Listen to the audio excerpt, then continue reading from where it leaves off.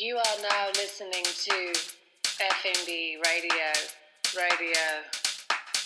And welcome to F&B Radio. My name is Lindsay Collins and I am your host. Today I went rogue and made Rice Krispie Treats, but with Cocoa Krispies. I didn't have time to brown the butter, which is what I normally do for a Rice Krispie Treat, but I gotta say, but I may never go back. I made them for Luca's birthday. My son turned 9 today.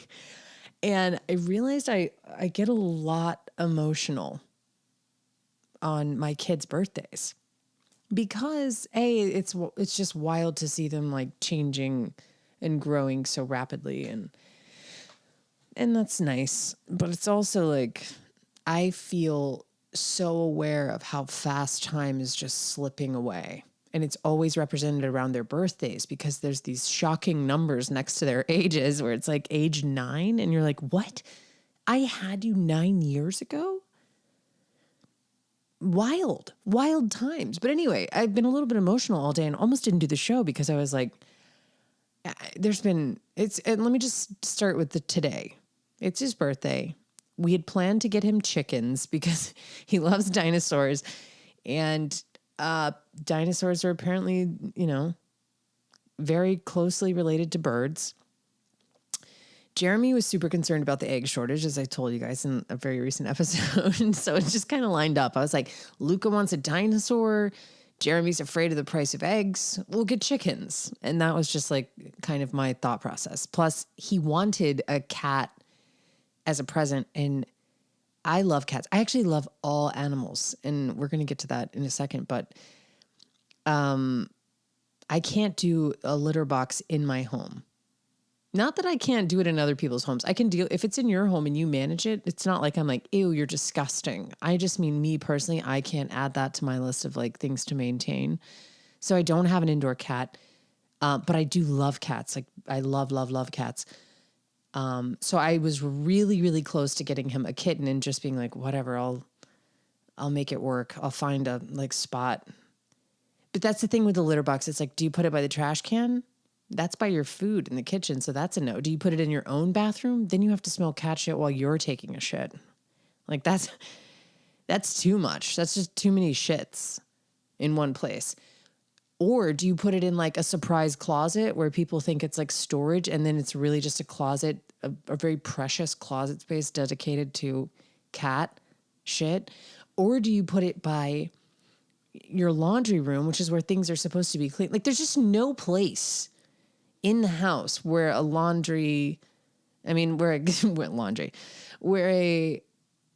litter box feels like a good place to put it. There's just not a good place to put it, in my opinion. So I couldn't pull the trigger on getting him a cat. And my mom suggested getting him chickens. And then my dad built this coop. My dad is the man. I don't know if my dad ever listens to the show, but if he does, my dad built this incredible coop, like just off the cuff, was like, oh, here's a coop made of cedar and I don't know, like other beautiful materials. Like this thing, I imagined like a little crate with chicken wire for outsides, like tops and sides. It's not, it's exquisite. It like somehow makes our yard look less like an abandoned daycare. It's amazing. You're like, wow, this chicken coop really zhuzhed up the place. That's how bad our yard is. And that's also how good the chicken coop is. It's impressive. But we get the chickens. We have this elaborate plan. It's his birthday today. He's turning 9 on the 9th. He's an Aquarian. Shout out to all you Aquarians. You're brilliant. You're literally brilliant. But you're also like just the most unique people. And he had it in his mind that like this golden birthday, it was like hyped up beyond belief because I made the mistake of being like, oh yeah, it's your golden birthday when you're 9 on the 9th or like 24 on the 24th or 6 on the 6th, like whatever your birth date is, when it aligns with your age number, it's a very special birthday because it only happens once in your life. Well, I really regret framing it that way because he has just made it like this unbelievable hyped up birthday. Like he's just been talking about his golden birthday. He's even been signing his pictures that he draws And Luca's an amazing artist. But he makes pictures and then he'll write Luca, age 9, and underneath it he'll write golden birthday this year. And it's just like, that's how much it means to him. It's basically his signature. This golden birthday has become his identity. So I was like, I don't know how to make it impactful enough. Like the hype is too real. But we did it with chickens because Luca is, like me, an animal lover. And he had no idea. We kept the secret. I took him to Target and like let him get out. We went to Duck's Donuts and let him pick out donuts. Like it was just the morning was all about him. And when we came back, my dad had driven up or down or whatever to Charleston and unloaded this chicken coop with these 2 beautiful chickens in it. And they're babies. And so he's just like freaking out, enamored by these baby chickens, like just fussing over them and like can't believe they're his. And then all of a sudden we hear this rustle and leaves are like kind of falling everywhere out of this giant, we have one of those like grand oaks in our backyard. And so it's huge and high and something's just falling out of the sky and it's 2 baby squirrels. So in about a matter of 30 minutes, seconds, whatever, we became a petting zoo. Like I'm trying to simplify my life, actively trying to simplify my life. And somehow the price of eggs, the egg shortage, led to me running a petting zoo. And now I'm bottle feeding this baby squirrel because sadly, one of the squirrels, it was a sister and a brother. The sister fell onto the concrete from 20 feet up. And the brother fell into a nice soft pile of leaves. My dog Ada quickly tried to eat the brother, but I got him away from her and he's fine. And the sister, she hung on and we kept her comfortable, but she did sadly pass away. And this is just how much I'm like, I really am like a Dr. Dolittle type. I've been an animal lover since I was a kid. I love baby animals. And it was almost like the universe just gave Luca this ultimate animal hype birthday party. His golden birthday really was the most golden birthday of all. But because I knew he was getting chickens, I didn't know about the squirrels, but I knew he was getting chickens and I had planned to make Cocoa Krispie Treats in like muffin tins so they would look like a little nest and put those Easter eggs, the little ones the Cadbury ones that they put out at Easter, inside. So like 3 little eggs in each. And that was going to be his birthday, like party favor. Cause we're doing his actual party next week. It was just too crazy to do it all in one week. So we just did a little thing with us. And by little, I mean, we bought a zoo and I only made one of the Rice Krispie Treats in the muffin tins because while it sounded cool, the stuff started to set up and then the like sticky marshmallow cream, it started going haywire and like trying to set up as I was trying to split it off and press it into the tins. And so I only made one. They weren't that cute. Not worth it. I pressed the rest into a pan like a normal person and put the eggs on top. And they were fire. I mean, wow. Alternate cereals. It makes me want to do more. I'm like a Fruity Pebbles Rice Krispie treat, a Fruity Pebbles treat. My God. Lucky Charms, like pretty much just any cereal. Like the more you add on, because if you think about it, Rice Krispies, though they do snap, crackle, and pop, they are kind of one of the most boring cereals alive. Grape Nuts is worse somehow because it doesn't even have a fun character. They were just like, this is for old people that can't shit. Sorry, there's a lot of shit talk. I'm just talking shit. Yeah, but as far as cereals go, Rice Krispies are probably the most simplified. They don't have any fun bells and whistles, no marshmallows, no colors, no flavors, just puffed rice. And then I always used to dump tons of sugar in it because I was like, wow, this cereal sucks like so much. So I would take spoonfuls of just like white sugar and then stir it in and sweeten it. And then I could make like this kind of sludgy pile of sugar at the bottom that wasn't fully dissolved in the milk and dig my spoon through it like I was, an oil rigger. just churning up the bottom of the marsh or whatever the people are doing to ruin this beautiful coastline. But I wasn't doing that. I was just eating cereal, so I'm cool. Like, you don't have to worry about me. But yeah, it just I don't know. Hot tip: if you haven't made Rice Krispie Treats in a while, which ironically I have. I made them for Santa. Wink, wink. And they were brown butter Rice Krispie Treats, just plain. And even that made them very adult. Like, they were super salty and like almost toasty, like nutty, delicious Rice Krispie Treats. But these are like, I'm a kid in a lunchroom at a really fancy private school where, somebody made them.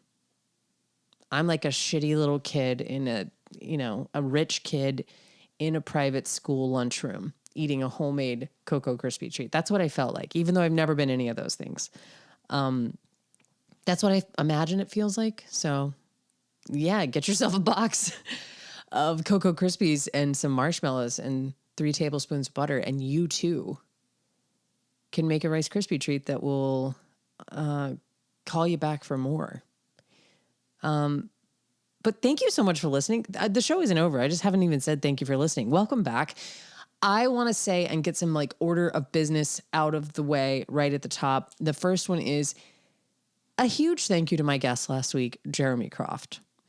That episode, I can't believe that episode happened, but I'm so glad it did, because I've listened to it, I think, twice since it aired. And that's saying a lot, because I also edited it and was there for the recording of it. So I think that means I've listened to it 4 times now, which may be a record. But it was so sweet and fun. And it was great to have Jeremy on the show. And it was cool to hear all of your feedback about how much you like Jeremy being on the show. So maybe we can convince him to come back. If you enjoyed Jeremy being on the show, just DM him and tell him that you want him to come back on the show. And maybe that'll persuade him to come back more, because it was really, really fun. And to everyone that came out to the Last Saint opening of Jeremy's artwork, oh my God, that was a party. You guys know how to party. It was a really, really fun time. And I don't know. I was just blown away by the people in this community and the people who like are just down to support art and artists, and to like make it a point to get out on one of the busiest nights I know of the month. Like, there were so many amazing art shows happening that night. So it was just an honor to see your face at all, and that you took the time to hang out and like fuss over the pieces and see the beautiful work in person. If you haven't seen it in person, you can go check it out at Last Saint until June. It'll be hanging there for the next 6 months. But there's one caveat. Don't waste a lot of time, because as the paintings sell, which one already has sold, there's a trench coat that's already sold. But as they sell, he's going to rotate them out and put new ones in. So you may or may not be able to see this iteration of the show, for who knows how long. So get up there and see the show as it's meant to be seen, because as pieces sell, he's going to replace them with new pieces, which is kind of fun too. It's like a carousel, carousel is really not the right word though. It's like a revolving door, but there's new talent. No, it's none of those things. It's just like a shape-shifting show that's going to be different every time you go in there. So definitely get in there sooner than later if you want to see it in its full form. Also, it's that time of year. February is like the kickoff of festival season, outdoor season. Like, Charleston is like, hurry up and try to hang out outside before it gets too hot and you hate it here. So February literally kicks it off when other people are still like suited and booted, like shoveling snow in other places. We're like, come on out. It's time to party. Home Team is hosting their annual Hogs For The Cause, which is a charity event to raise money for children with pediatric brain cancer and their families. So the money goes directly to it. It doesn't go to research, which is awesome. Research is great. But a lot of times on the ground level, families just need money. Their lives have to stop when a child is sick with cancer.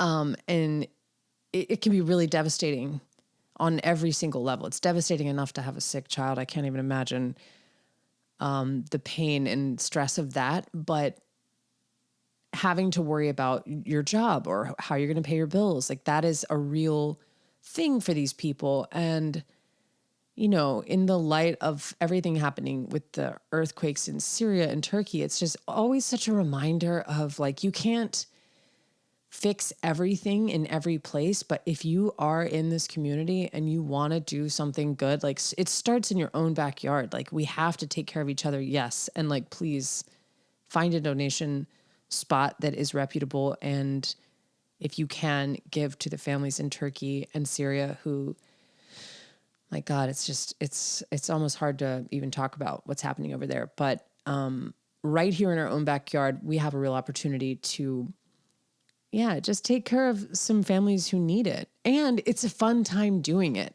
Home Team is one of my favorite restaurants in the whole city. I'm not joking, because it's such a fun place to take kids. And the food is so good, and the drinks are so good, and the restaurant, like everything about it, it's like a win-win-win for people like me with kids and people that don't have kids. Like it's just a fun spot to party. And every year in February, they host a huge fundraiser. It's called Rock the Block. They shut down the entire block around the downtown Home Team location.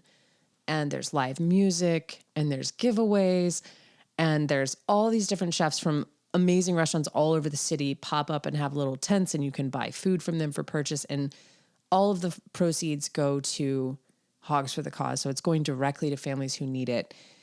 It really is kind of a no-brainer. If you want to come to the event, it's $15 to get in. And that's a ticket that you can buy in advance.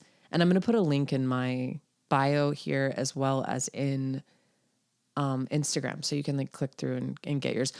So it's $15 before the day, which is February 28th. That's a few Saturdays from now. It's $20 at the door if you wait till day of, and that gets you in to see the bands and all of the food and access the different fun activities that are happening. And then if you want to really, really, really like up the ante and donate a lot of money, you can buy the VIP tickets, and that gives you a pass into this VIP area where everything is free. It's not for purchase. Like you pay for it up front. You know what I'm saying? Like it's not free because you paid $200, but you know what I'm saying. Once you get in there, you don't have to pay. You have a wristband, and there's just the most delicious food all around. And it's just like a smorgasbord. Drinks, bar, Patty and Trudy from Goat Sheep Cow are going to be there with amazing charcuterie. Jason Stanhope, who is the man-hope, will be there making snacks from Fig. There's going to be so many amazing chefs in the VIP area just turning out insane little bites that you can just snack on while you listen to music and have a drink and sit in the sun or the shade.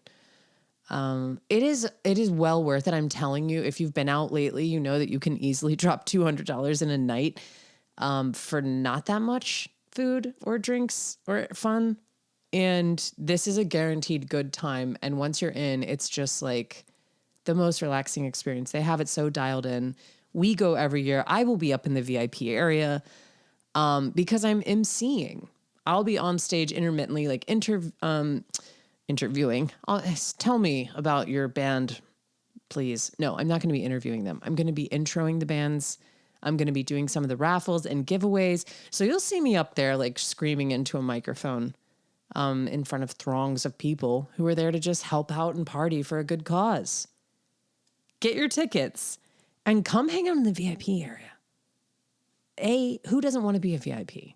And it's not even like a shitty way to be a VIP because you're like, I donated money to an amazing cause to help families who need it. Like this, it combines all of my loves. Helping people, hospitality, amazing chefs, a good time, music, sunshine. Come on. It's February 28th. Get your tickets now so you're not like waiting around. There are limited VIP tickets because it's a small space. If you've been to the downtown Home Team, it's their outdoor patio is all blocked off. So there is limited seating and there's limited tickets that will be actually sold. But for the block party, I think it's, they've got a lot of space. So you don't have to necessarily stress if you're going to get tickets to that, but get them in advance anyway. So you got it in the bag, and then come hang out with me. I'll be there with a microphone, raffling off coolers and whatnot. It is one of my favorite events of the year. I was joking with Adam Rothstein, shout out to Adam, and Becca, who is a fan of the show. Becca does a lot of their PR, and she's always the person that helps me out and tells me where I'm supposed to be when I'm at those things. She's just amazing. So what up, Becca? Thank you so much for listening to the show. But I was worried because I hadn't gotten the email asking me to do it. And I was like, oh my God, I got fired because last time I got on stage, I was like, dropped an F-bomb. That did happen. It was like immediately. I got up there and I like dropped an F-bomb, and then I looked in the crowd and there was just a bunch of children, including mine. So I was like, oh man, I got nervous and just said, fuck. But they didn't fire me. They said, in fact, like, they just assumed that I was going to do it. And so I was glad that I finally got the call, because I was like, whew. I just look forward to it every year. I love Hogs for the Cause. Come party with us February 28th. I know I'm always like telling you to come to stuff, but I don't know. It's how it is. And it's going to be like that, honestly, through the summer. So there's just going to be fun events happening all over. And I hope I see you at all of them or some of them. But home teams, Hogs for the Cause is a party. And it helps families. Oh my God. Who doesn't want to do that? So yeah, maybe I'll see you there. What else has been going on? I don't even, this week has been a blur, an absolute blur. I've been bracing for chickens to be in my backyard. I've been making birthday stuff. I still have to do Luca's main cake and party and all of that. So that hasn't even happened yet. But yeah. Oh my God. Last weekend was amazing. We had Jeremy's show, and then I went to Maari Sforza's debut as a director. Actually, I don't know if that's true. She may have directed other shows, but I think it's her first stage play that she's directed in Charleston. And it was an absolute smash. I was crying. It was the Void Theater that put it on, and it was amazing. It made me feel so proud of Charleston for, I don't know, just how far it's come and how much opportunity there is right now for artists and people who are just supporting art. It's absolutely amazing. But the show is incredible. It's sold out all 3 days, all 3 nights, whatever. I don't think they do plays during the day. I went to it at night, but yeah, it was amazing. I'm so proud of you, Maari, if you're listening. And I can't wait to see what The Void does next, because it was really, really a good time. And just made me, like I said, proud to be in Charleston. There was one small snafu, though. I was like, boy, have you ever been trying to get takeout and you time it wrong?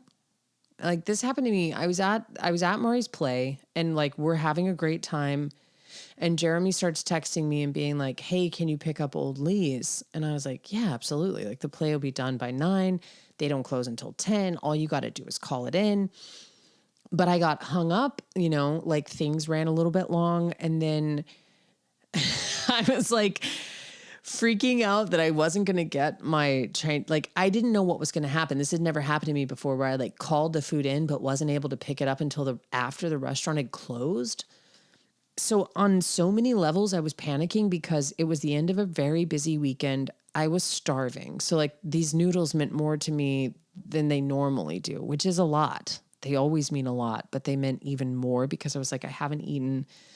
I'm going out 2 nights in a row. I need this food. I need this Chinese food order right now. And the main thing I was freaking out about was like, I have to pick up this food. Like, I've wasted someone's time. We've all worked in a restaurant where like someone inexplicably no call, no shows for their food. And you're always like, how does that happen?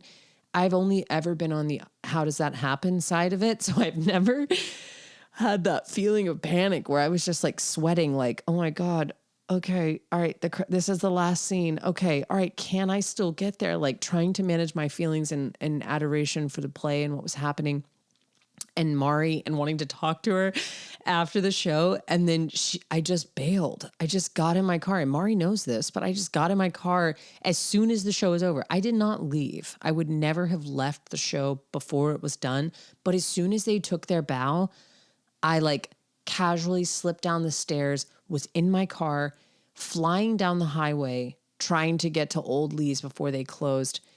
I wasn't going to make it. I'm looking at the ETA on my phone and I'm like, oh my God, I'm not going to make it. So I call Old Lee's and I'm like, hey, I'm an idiot and I ordered this food and I can't get there in time. And I know you guys close at 10, but like, can I just give you my card over the phone and you can just leave it outside or something? Like, I don't want to put you out or hold you up. Like, I feel so terrible. And they were like, so cool. I got there and they were totally cleaned up, just like sitting there, drumming their fingers on the counter with my order perfectly packed, hot, amazingly delicious, and ready to go. So I was able to have my cake and eat it too. But I did almost crash my car a couple times, just being like, this is how I'm going to die. Like trying to get a to-go order. That would be fitting of me. Like she died how she lived, you know, just trying to get there before they closed. Oh, yeah. But Maari did text me while I was driving and I couldn't answer because I was like on the phone with Old Lee's. Like it was like a high stress situation.